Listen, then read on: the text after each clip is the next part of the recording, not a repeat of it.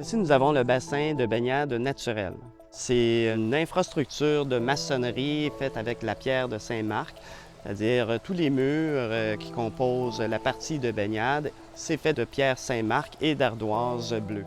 Nous avons un système de filtration qui est particulier, donc c'est vraiment un système de filtration naturel. Ils n'ont aucun produit dans l'eau.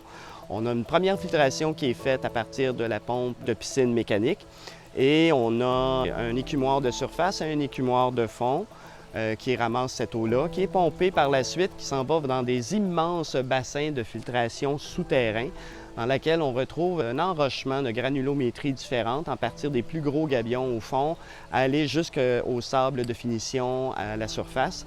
Et l'eau passe à travers toutes ces strates de roches. Et pour terminer, une troisième filtration avec les racines des plantes aquatiques.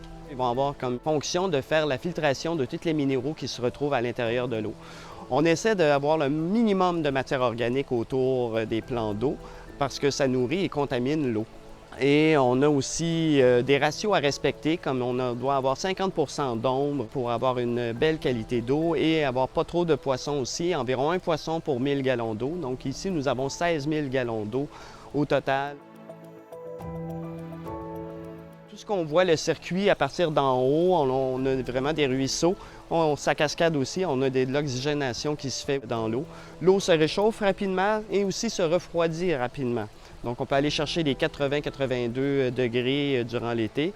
Et dès les nuits fraîches, là, tout de suite, on va avoir une température qui va descendre autour de 72-74. Les poissons, l'hiver, ils restent dans l'eau. On descend le niveau de l'eau. On va donner une oxygénation à l'eau, évidemment, parce que c'est tout ce que les poissons ont besoin. Ils tombent en dormance, en hibernation, qu'on appelle. Donc, leur métabolisme est complètement au ralenti.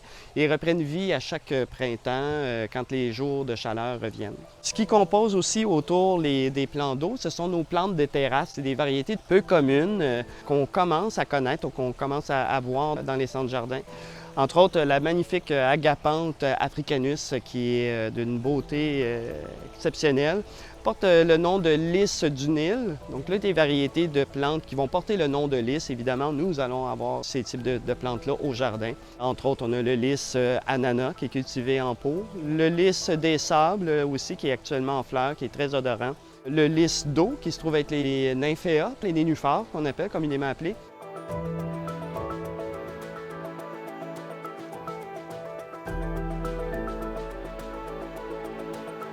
On a également, qui est largement répandu, l'hémérocale, qui porte le nom de lys d'un jour.